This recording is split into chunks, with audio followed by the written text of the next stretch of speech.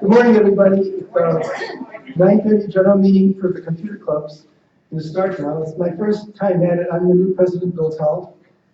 And welcome to everybody. This is a huge crowd today. Actually, a lot of interest in the artificial intelligence. So thanks for showing up, everybody.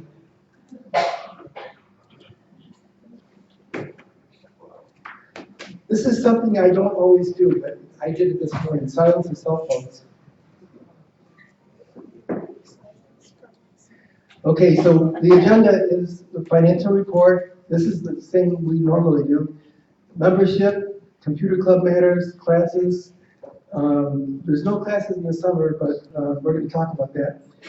And community matters, and then feature presentation.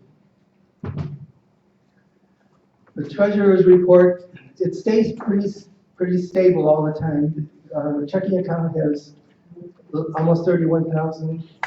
And then we have a reserve fund, unallocated available funds, because we have some new technologies that we want to add. Like there's some new, the computers in the computer club are kind of old. And then we have these new ones that we're incorporating. They're really small and they're really fast, and they're basically economical. They're like $400, so that's a part of that. And then Grafton Food Pantry is as you probably know, we pay for that with our donuts. And today we probably are going to set a record with that. So great.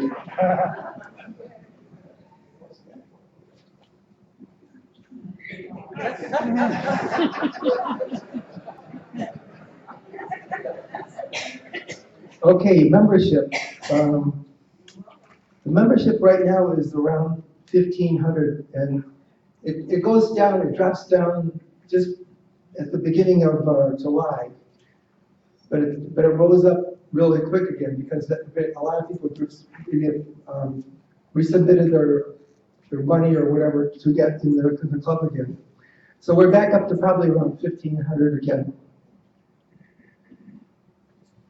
Okay, and this has to go along with that. The renewal period is until June 30th.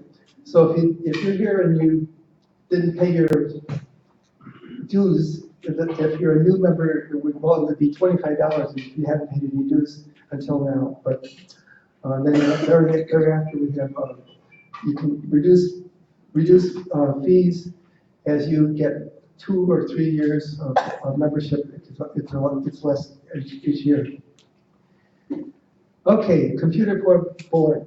As I said, I'm the new president, Bill Tell. I've been a resident for 11 years in Sun City. And then we have Teresa Powick. Teresa, can you stand up? Where are you? I saw you, didn't I? Nope. Secretary is Ellen Gerald. I saw her, I talked to her, so there she is. And the treasurer is Howie Huxton. Is Howie there? Howie's in the back. He didn't stand up, but he's back there. Thank you, everybody. Okay, today's topics, the main topic is artificial intelligence. How to use it, and that's all something that a lot of us are going to be involved in quickly if you're not already. So that's the first topic, and then there's augmented reality, which is something that's pretty new, and we're going to talk about that too. So there's the coffee and donuts. The meeting started at 9:30. Okay, we have the Apple user group. It meets on the first Tuesday of the month, and the Apple user group meets on the first Tuesday of the month, but we're not meeting during the summertime, so it'll start up in September. The photography group.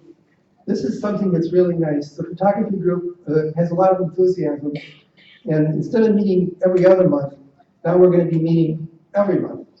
And that's at 7 o'clock on Wednesday. So if you're interested in photography, we have a real gung-ho group with that. And as a reminder, the computer lab is open Mondays and Thursdays, 9 to noon. Most people know about that. And then also you might know that the lab is open after the meeting. So if you have any questions that came up right now, like technical questions that apply to you, there'll be people there at the lab to help you. And I said there's no classes for summer vacation, and classes are free for members. So when they do start up again, you can just, it doesn't cost anything. Some classes cost money, as you know, but the computer club ones don't. And this is so important because no matter what we say, it always happens that people forget to bring their username, and then more likely they forget their passwords. So, because they have to go home and get their password. I forgot what it is. So remember to bring that when you go to for a hands-on meeting. Okay, a couple of things that are coming up right now is the village board meeting is today. Sun City board meeting is the 26th. That's something I think I'm going to go to I don't want to go to it all the time, but I want to see what the Sun City board does at their meetings. So the next one is the 26th. Okay, Concert on the Square. They're just absolutely wonderful. It's 7 p.m. on Tuesdays, and yesterday, or was it yesterday, the day before, was the Blues Brothers, which is the most popular one of the year. They do a great job. Okay, and then the Sun City Outdoor Concerts. I think they're like every week for a while now. But you can find out who's playing and so forth in the lifestyle and on the e-blast that they send out from the club. Okay, here are the topics. What is artificial intelligence? You might have heard about AI. Well, that's what it means, artificial intelligence. And then the next one is, I'm going to do the next one. It's augmented reality. This is something that's just really, it's been around, but now it's really coming alive. And we'll talk about that. Okay, so Shelley's up.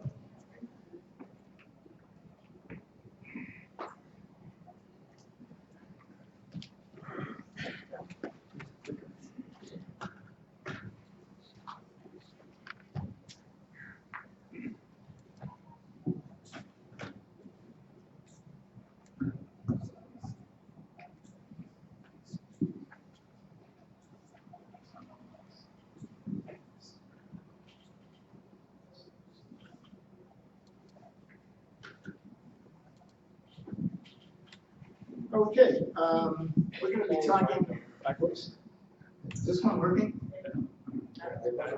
All right. Yeah, we're going to be talking about artificial intelligence, and I'm going to try to offer you some practical uses of AI that you can put to use right now in your daily lives. Some of you may remember the Stanley Kubrick film, 2001: A Space Odyssey, where Bruce Dern plays an astronaut who's talking to Hal, the computer. Well, it's here now. You can, and it's beyond anything that Stanley Kubrick even imagined. So we're going to be talking about all of that.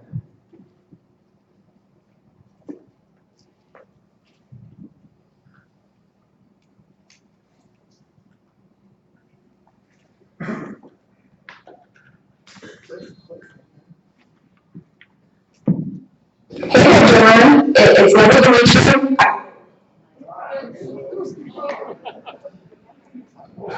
Hey there, John. It's lovely to meet you. We'll get this straightened out.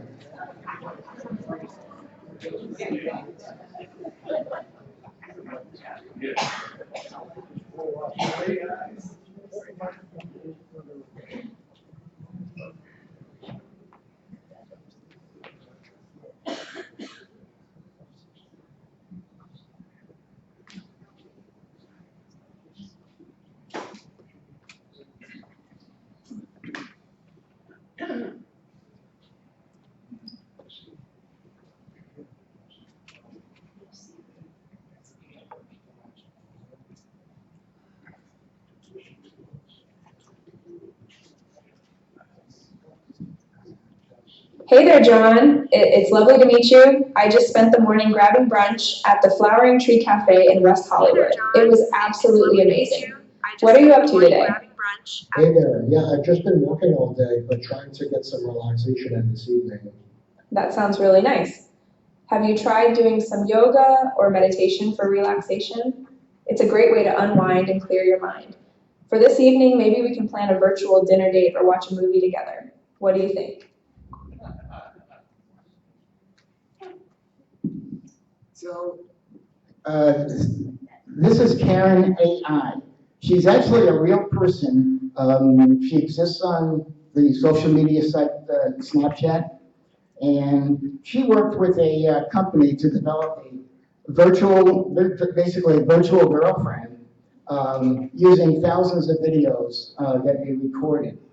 And you can now go and talk to Karen. They charge $1 a minute, and there's supposedly a 96-day wait list as well.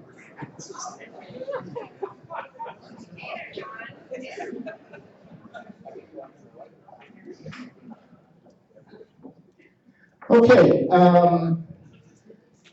let's talk about first what is AI. So I figured the best way to define what AI is to ask an AI chatbot itself, what is AI? So I did that using Bing, which is Microsoft's AI chatbot, and I said, define AI for me. So here's what they came up with. And they said, you can kind of read it, I won't read the whole thing, but AI stands for artificial intelligence, which is the ability of a computer or a machine to perform tasks that are usually associated with human intelligence, such as learning, reasoning, problem solving, decision making, etc. And she went on and gave that definition. So then I said, okay, give me a simpler definition. And they came up with that. And the answer was AI is when machines can do things that humans can do. So for example, an AI program can play chess, it can write a poem, it can recognize a face. So you can actually have a conversation with an AI chatbot, and you can do this today.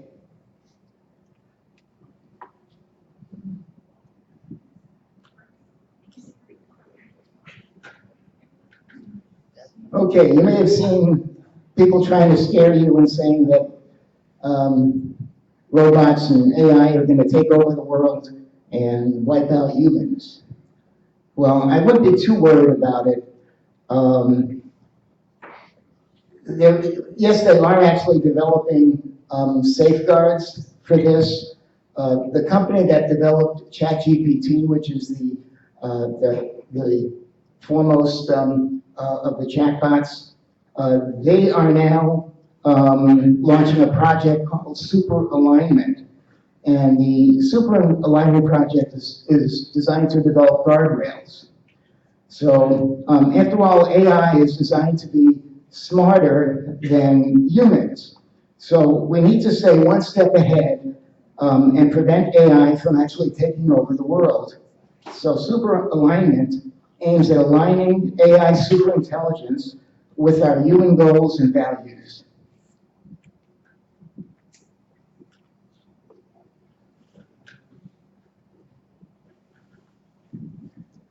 So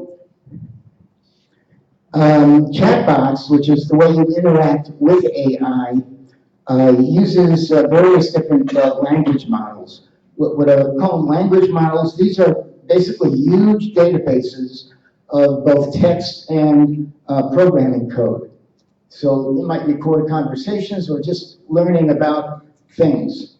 So imagine if you took all the knowledge that's out there on the internet and you fed it into a computer. This is basically what they're doing.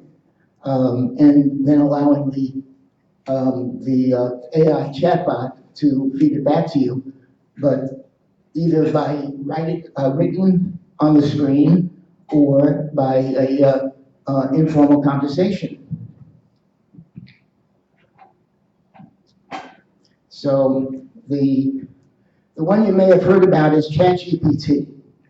And ChatGPT it's actually a chatbot. It's also a language model itself, and it's from OpenAI.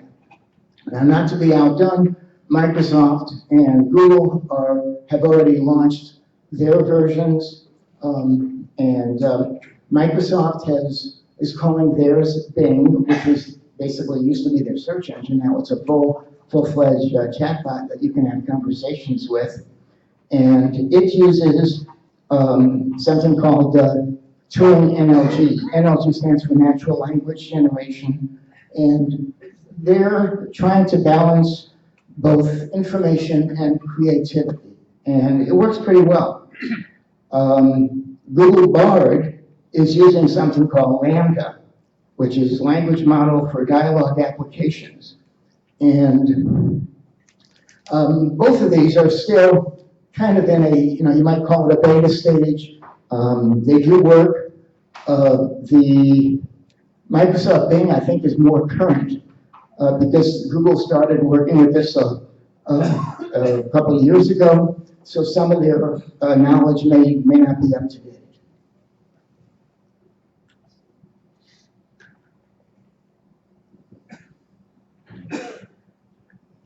So we have Bing, Bard, and ChatGPT. And these are things that you can use right now today. There are others also that are out there. These three are totally free, so you can use these free of charge. There's a premium version of ChatGPT, but you don't need to use that. You can start off with just a free version.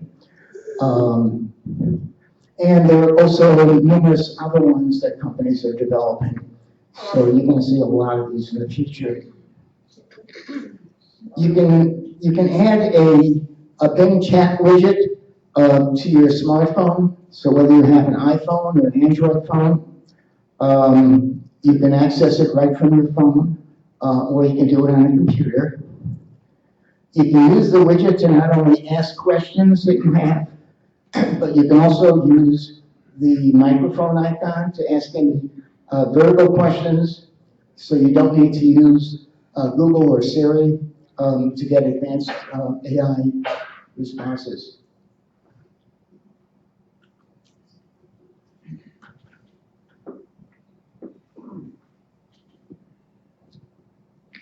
Okay, let's start off first talking about ChatGPT. How do you start out with this? Well, in a web browser, you can do this either on your computer or on your phone or an iPad or whatever you might have. In the web browser, just search for ChatGPT. That will give you a link, and it will link you to a website called openai.com/ChatGPT. Then what you'll need to do is create an account. You're going to need an email address and a password. And what will happen then is it'll forward a verification to your email, whatever email you supply. So verify that you're a real person and not just another chatbot. And then it will send a code to your phone. So it will ask you for a phone number, a cell phone number, and it'll text you a code, and then it knows that you're a real person. And that's as simple as is needed to create an account. So that's how ChatGPT works to sign up for that. You don't have to sign up for ChatGPT. You can get results just by using Microsoft Bing or Google Bard. And those are both operational, and all you need for, oops.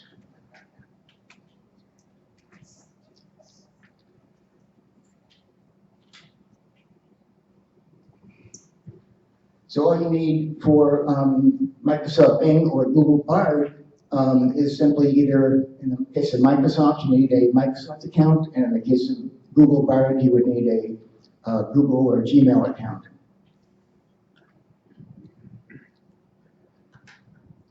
Okay, next we're going to talk about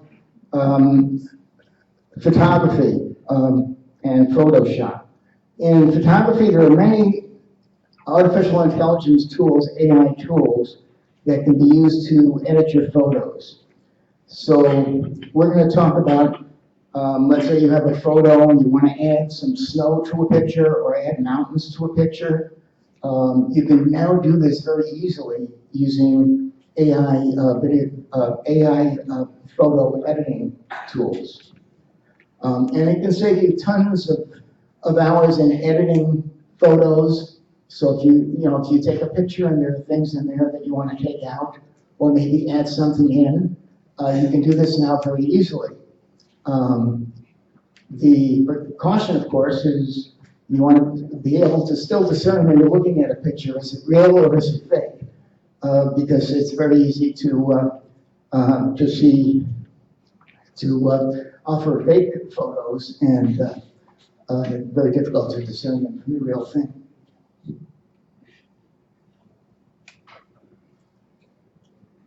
Okay. Technology makes it difficult, maybe even impossible, to tell what's real and what's not. Born in 1987, Adobe's Photoshop became the way a trained designer could alter reality. But now, AI-powered art takes no more skill than typing a few words. That means anyone can make an alien world or a fake news photo. Now, the new Photoshop allows you to add AI to your pictures. Photoshop for generation has been the for digital creativity, and we still talk about Photoshop and things in generation. I think the era of Photoshop just went into hyperactive mode. We got an exclusive first look at the new AI-powered version. They wouldn't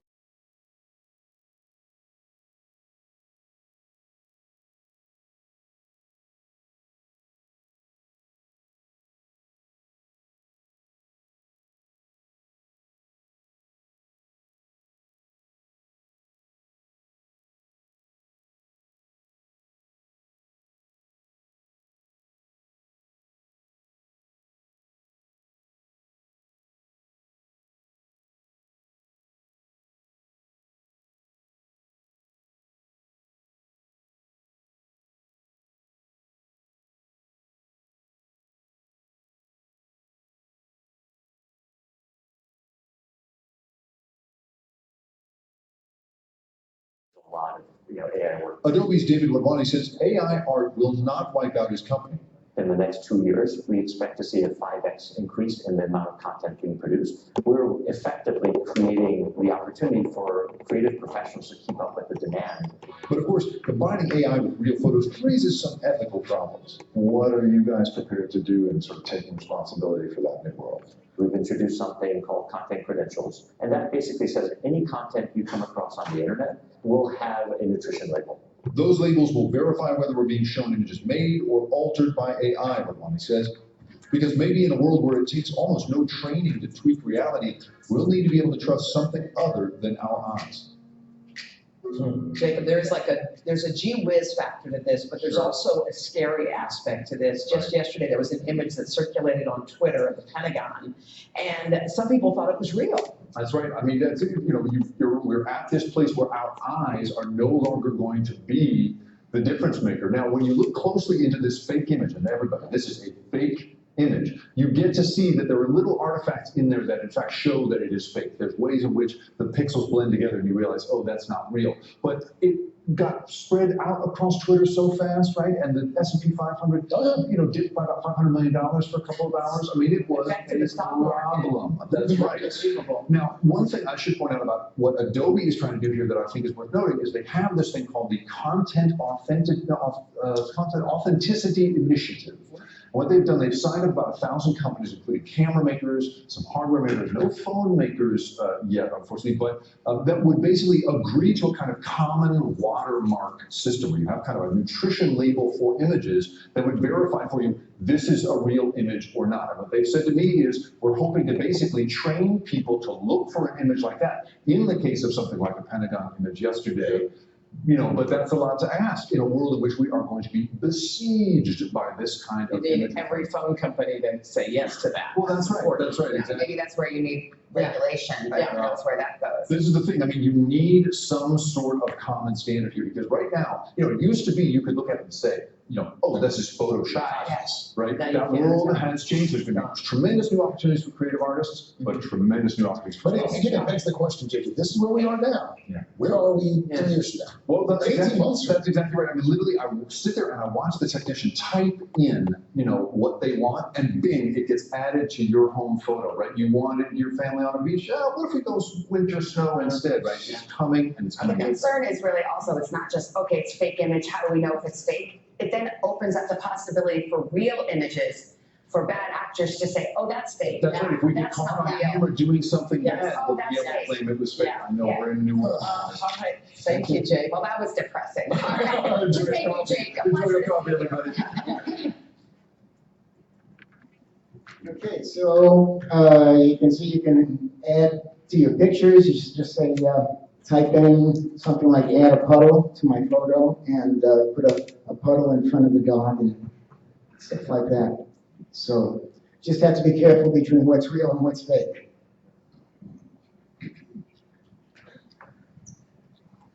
So, the next thing we're gonna talk about is, how many people here use Gmail? There is a feature that's being offered in Gmail, which is called Help Me Write. And what Help Me Write does is it'll actually compose the verbiage for you in Gmail or even in Google Docs if you're using the Google Docs word processor. It'll help you write whatever you need to write. So if you're not a good writer, you've got an assistant now. It's actually in beta right now, but you can sign up as a tester.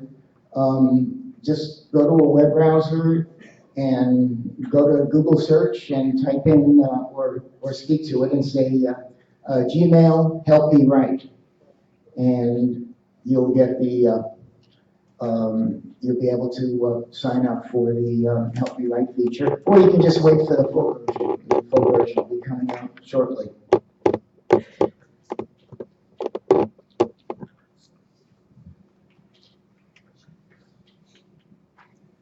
Okay, so this is a video. Here's how to use Google's new Workspace Labs Help Me Write AI feature in Gmail to compose emails in a flash. Like any email, click Compose to get started. Then at the bottom of the email, you'll find a pencil icon with a tiny star next to it. Hover over it and you will see the words Help Me Write Workspace Labs. Click on it and enter a prompt for what kind of email you want to write. In this case, I asked the AI to write me an email on how to use Google's new AI tools to compose an email. Click Create and voila! You now have the framework for an email. Once the email is generated, you have options to edit it, recreate it, refine it, or simply rate the email with a thumbs up or thumbs down. When you're happy with the email composition, click the blue insert button, finish up any final changes, and hit send.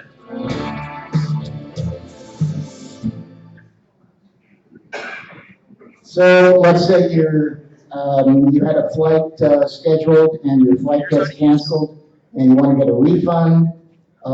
You could say, help me write an email to get a full refund for my canceled flight. And it'll actually find the flight details if you've got your reservation and all in your Gmail, the confirmation. It'll find it for you and it'll compose an email for you. And then all you need to do is edit some of the details or whatever you want to add to it, but the basics will already have been done for you. Here's how to use Google's.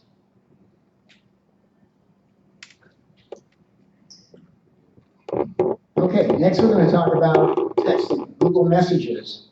Google Messages has a new feature coming out. It's also in beta right now. It's called Magic Compose. And Magic Compose is, it'll kind of read the last 20 messages that you might have had in a conversation, a text conversation or a chat, and it'll generate intelligent response text using AI. So you could say, well, I'm not feeling well today. Write me a text message that says, I'm not coming to work today. And it'll go ahead and do it for you. And again, this one is still in beta, but you can sign up as a beta tester if you want. Again, just Google Gmail, or rather, Google Messages Magic Compose, or you can wait for the full version.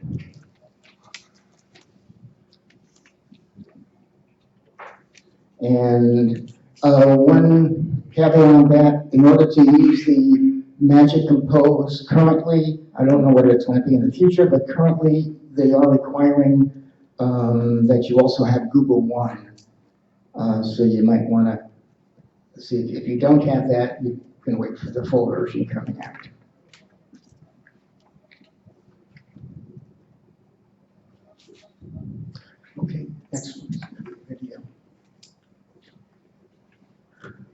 Hey everybody, welcome back. And so I had a little bit of fun today now that AI is implemented in Android messages. So as you can see here, I'm using the AI assistant to generate messages based on a conversation. And I'm going to be testing out, talking on the subject and seeing what kind of responses come through. And then also at the same time, kind of changing the subject and seeing what it does. So from both my phones, I am strictly using the AI message generator, which basically, scans your conversation. At the same time, comes up with several replies. It's not perfect. Sometimes, it acts a little wonky. Again, this is fairly new. But as you can see, the conversation is, is being slightly weird. I mean, I'm typing out certain things, and I'm also using the AI. And here's where I'm going to shift the conversation just to kind of see if the AI can keep up with it. So I'm going to send this. Shout out to Carlos for his live stream coverage. I used what he was covering as an idea to shift the conversation. And see, we have a glitch here. Can't compose, but tapping right back on it again and allowing the AI to kind of think. And there we go. We get a response. So these are pretty cool because I actually used this earlier to message my wife when she's at work, and the responses it came up with, she did not know that I was actually using AI to respond to her rather than me typing out a message or using voice to text. I used the AI bot basically in Android messages to do my replies. So pretty cool stuff here. A lot of things changing in Google, Android, AI coming. What's your guys' thoughts?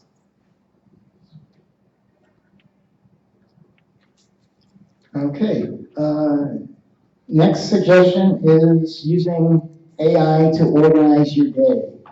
So I decided I would try this out, so I went on the Bing AI and I said, help me create a to-do list for the day with the following tasks. And it responded back, sure, I can help you with that. What are the tasks that you want to include in your to-do list? So I put in my tasks. I'll go to the Computer Club's monthly presentation, I'll mow the lawn, I'll buy some tickets for the Neil Diamond tribute concert, and I'll go for a 5-mile walk. So it responded back, and you can see what's on there. And it gave me an organization for the day of the tasks I wanted to do, offering some good hints along the way. So for going to the Computer Club's monthly presentation, it said, well, you can check the website for more details on the time, location, and agenda. For mowing the lawn, it said it's a good way to keep your yard neat and tidy and also get some fresh air and exercise. For going to the Neil Diamond concert here in Trendle, it said this is a fun way to enjoy some classic music and relive some memories, and you can buy tickets online or at the box office, depending on the availability and your preferences. But do it as soon as possible to secure your seats and avoid disappointment. And going for a walk, well, that's a great way to stay healthy, fit, and happy. Walking can improve your cardiovascular health, mood, and cognitive function. You can choose a scenic route, listen to some music or podcasts, or invite a friend to join you. You may want to do this in the afternoon or evening when you have some free time and energy. So there you go. You can organize your day just using AI chatbot such as ChatGPT, Bing, or Bard.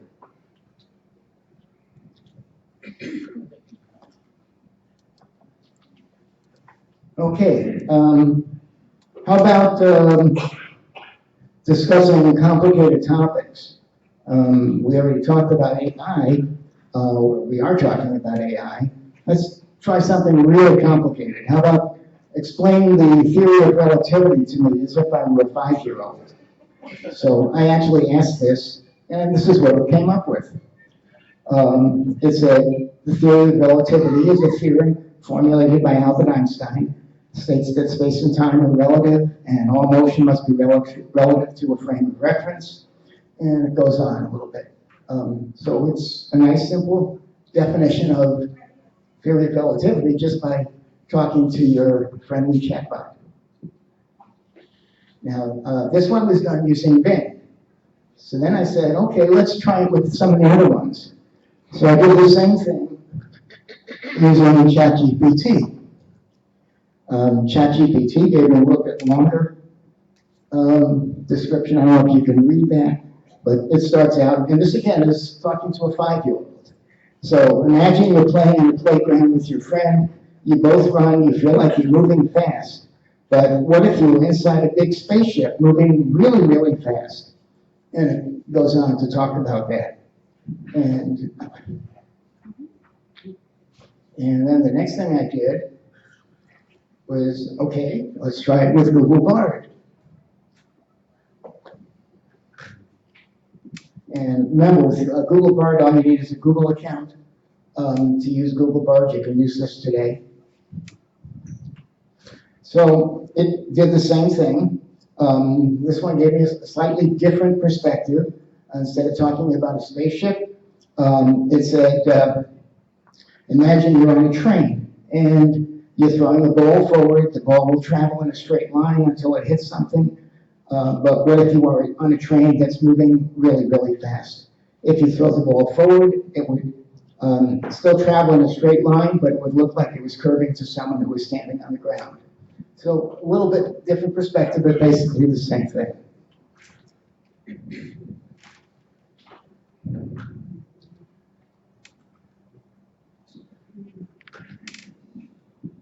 Okay, here's another thing that you can use AI for. How many of you want to go on a vacation this summer?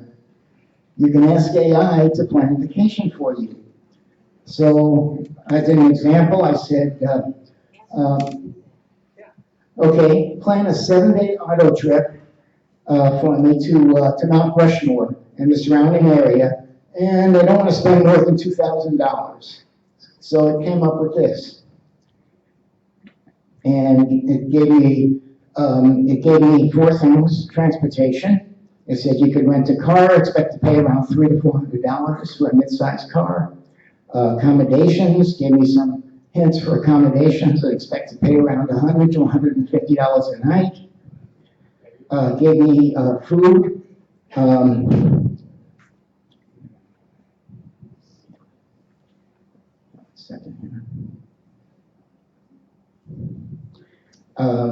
Talking about restaurants and saying, well, allow about $10 to $20 per meal. And it talked about the activities that I might find along the way. Many things to see and do: Mount Rushmore, the Badlands National Park, Custer State Park, Deadwood, and so on. And it said, based on these estimates, expect to spend around $1,500 to $2,000 for your 7-day road trip. So a nice way to get some help in planning a vacation. Did this in seconds.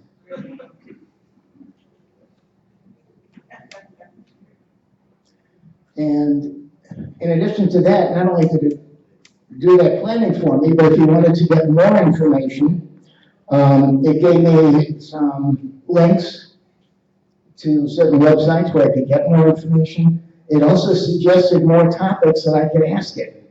So, like, what is the best time to visit? How long does it take to drive? And can you suggest some affordable hotels? So it's already suggesting what I should ask it next. And it ends with let's chat, so you can talk now. And again, you can do this with the microphone on your computer, or just talking into your iPhone or Android phone. And it's quite simple to do.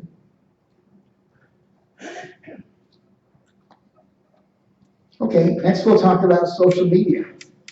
If you're on social media, whatever website it might be, you can get help in posting things for social media.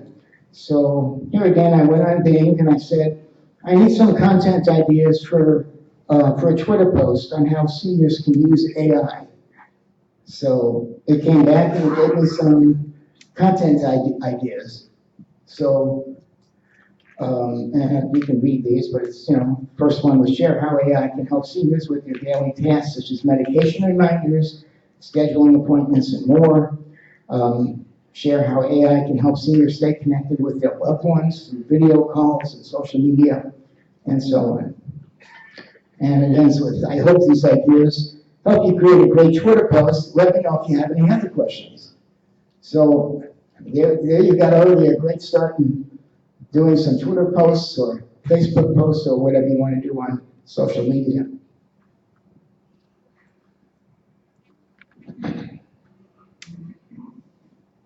These days, everybody's into ordering stuff online. You know, the last couple of days, Amazon was really big on this. Well, you can use AI for doing online ordering. You can ask questions and they'll answer you about what you want to order on Amazon or other online sites. It'll help you compare products, so you could ask it, you know, what's the difference between this product versus another brand. You can use AI to make suggestions for any products that might fill whatever needs you might have.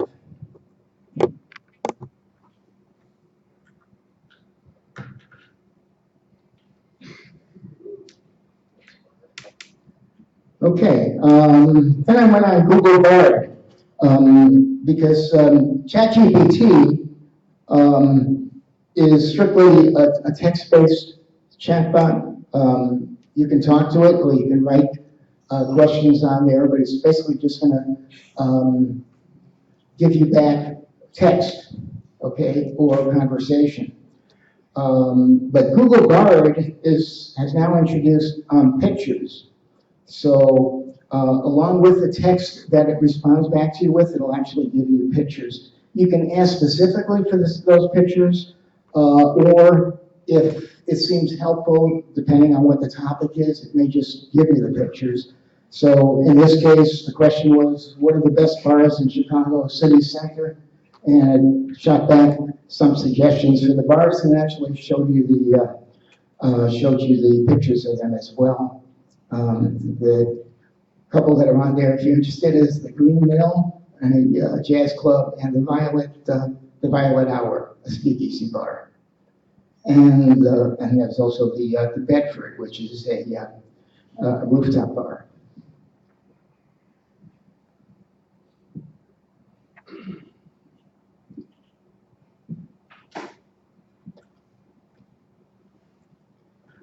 Okay, Apple does not currently have anything like ChatGPT, Microsoft Bing, or Google Bard as yet.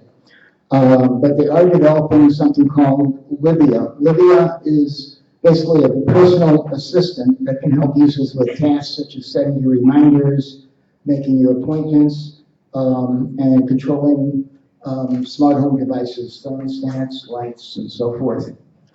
But meanwhile, if you've got a Mac, if you're in the Apple world and you've got either a Mac or an iPhone or an iPad, you can use Bing, Microsoft's Bing, or you can use Google Bard from a web browser on those devices.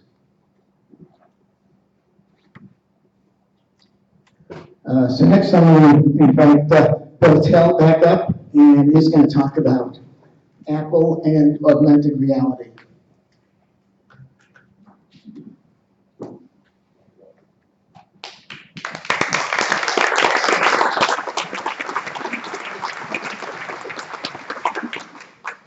Thank you, Shelley. That was a really all-encompassing presentation. That was really appreciated, I'm sure, by everybody here.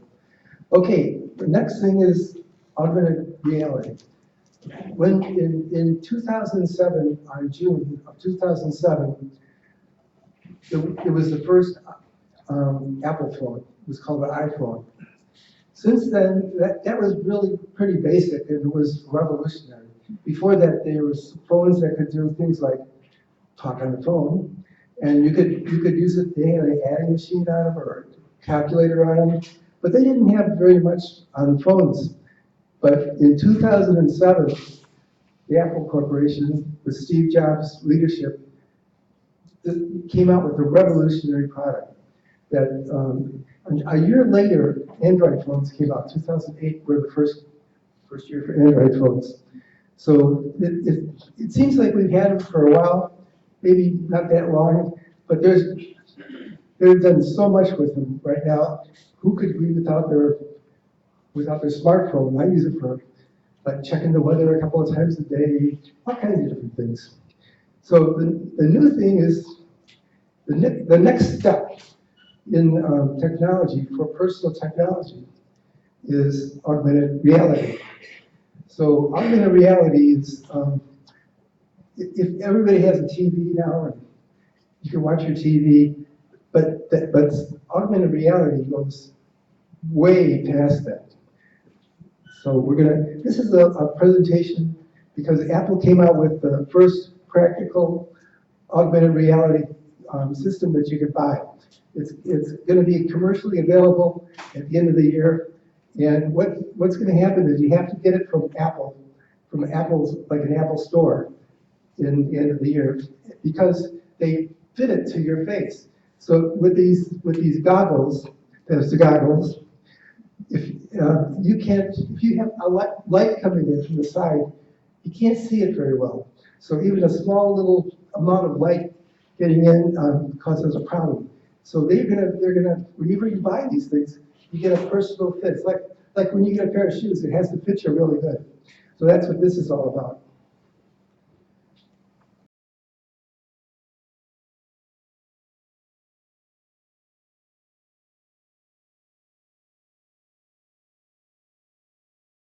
Apple brought out recently to highlight some of the things you can do with it. But it's amazing. It's really amazing. You can use hand gestures. You can use hand gestures to make it do different things. We'll get to the questions in a little bit, just in a minute. Thanks.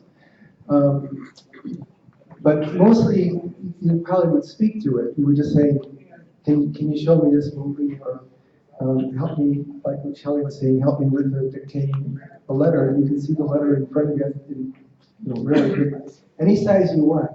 Like you could fill a screen like this. When you look at it, it could be a big screen like that in your living room. Because I have a TV, I think it's a 54-inch, but now I could have the whole side of my wall could look like a TV, it's going to be really nice. So these things that are right now, like anything new, very expensive. You probably heard that the Apple Vision Pro is going to start at $3,500. And it's limited because they only can make so many, because it's very involved high tech. So after a couple of years, it might be something that I would want to buy, because it could be down to like $1,000, say. And then it would be, but right at first it's going to be something that people that are really into this kind of thing, like my kids, would want to get, because they have a disposable income. People right now, they're not buying cars. There's people, it's just, the generation is different right now, but they have this money to do different things, like spend huge amounts of money on these kinds of things. But in a few years, there'll be more competition. There'll be other brands with this augmented reality. Augmented reality isn't brand new, but it's not been practical for a consumer. So this is a really a major step. Like I say, it's just like when the iPhones came out compared to the regular phone you used to have. So that's our presentation on that, and we're going to take questions now? Okay. I have a question for Shelley. Shelley, you were talking about this Photoshop and how you could alter and improve your photos. Well, I've never used Photoshop. Do I have to buy that program or download it, or how does that work? Yeah, you would need, well, Photoshop itself has a couple of different versions, and if you come to the lab or to the photo club, we can go over that with you, but there's the advanced version of Photoshop. There's another product that they make called Elements, and they have even a free version that you can download on your computer or on your phone that's called, I believe it's Photoshop Express.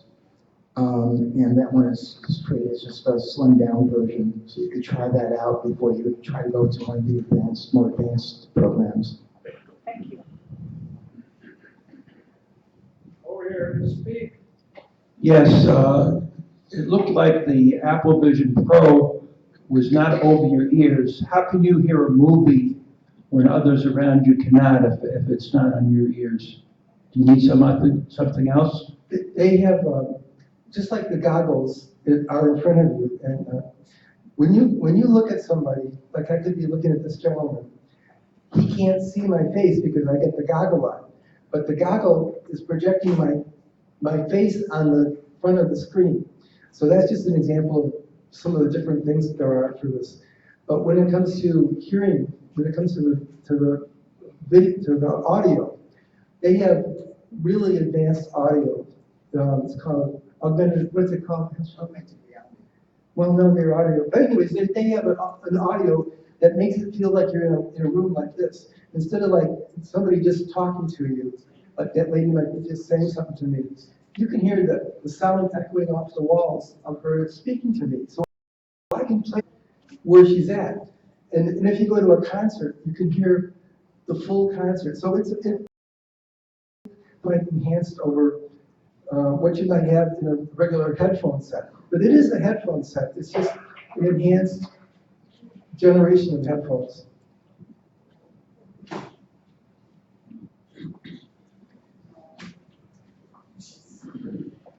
Does AR require a power source? They do need power because it's an electronic device that does a lot of things, so it needs more power than they could fit it on a little headset. What happens is they have something that's a little bit bigger than your smartphone, and you put that in your pocket, and it has a cord that goes to the headset, and that gives it power. So it can last for a real long time, as opposed to like having a little battery in the headset, which might only last for like 10 minutes. Hi, this speaks to the AI issue.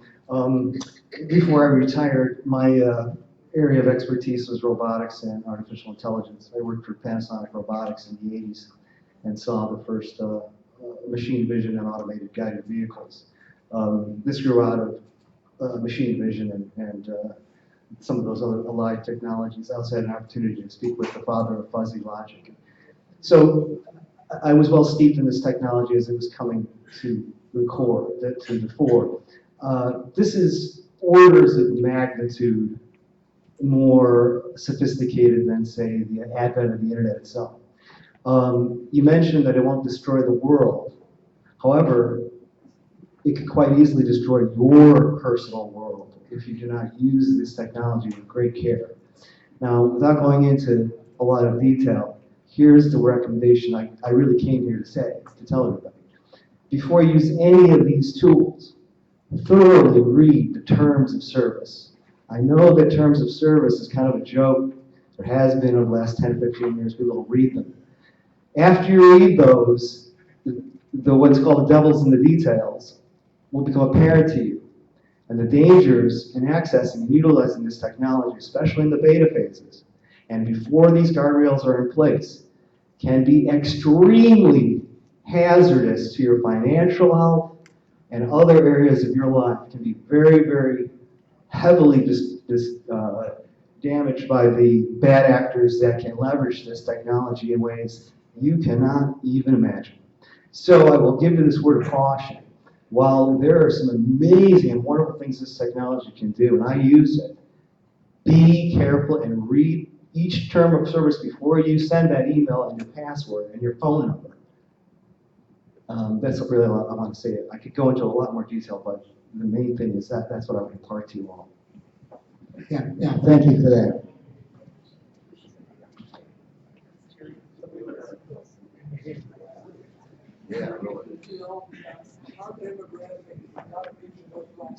When you get fitted to that face mask and you wear glasses or contact lenses, is it going to help you with that?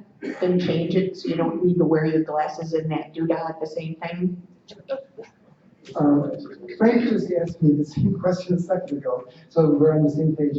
Okay, as far as your vision goes, I'm not exactly sure, but this is what my understanding is that you can see in these goggles the same as you could see with now.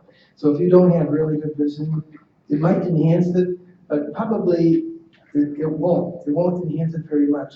What it does is, you can, if you're wearing glasses, and you need glasses, it's big enough to allow you to have your glasses in there. So you would just look at it just like normal. It's just gonna be a set of goggles over your face, but the way you view it is the same as right now. Really?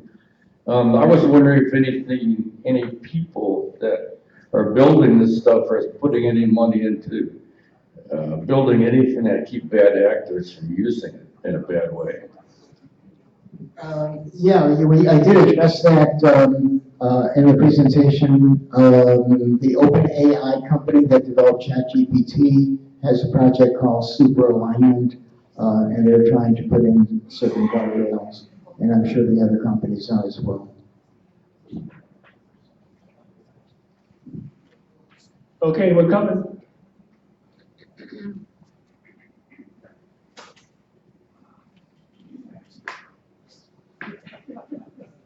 There you go. How can I currently know when I'm on Facebook that a picture I'm looking at is real or fake? Well, just like you saw in that video, it's becoming more and more difficult. And so you have to be kind of careful. You're going to wind up seeing good uses of this stuff, but a lot of it, some will know is fake. So, for example, if you see in the future a movie starring Elvis Presley singing current-day songs, you know that's fake. But it's going to look very realistic. And they can generate political commercials that may show candidates talking about various subjects, and it looks very real, and the voice is real, and the picture is real, but it's not really them talking. How long will it be before the machine learning learns how to circumvent the safeguards?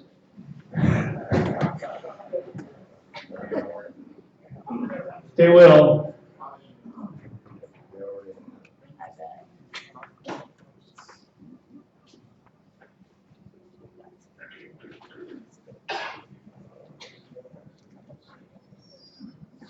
This is more a commentary.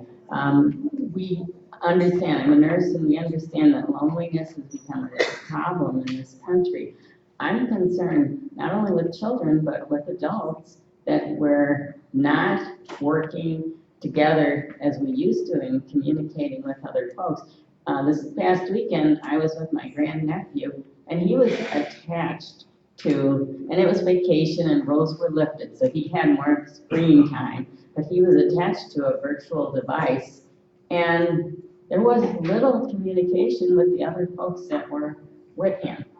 I'm concerned about that, and I don't know if this is being looked at and addressed, because we know loneliness has become a real problem in this country, and I don't see that this is a solution. I see it's separating us even more.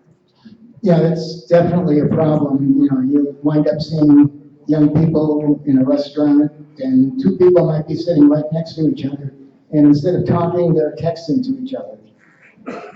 Yes, I'd like to have the audience please stand and give a round of applause to our presenters. They really went out of their way, and this is all new to them too.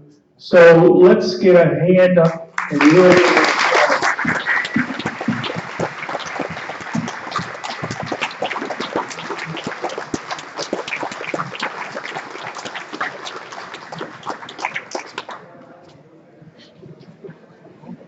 Okay, thank you all for coming, and the meeting will be open.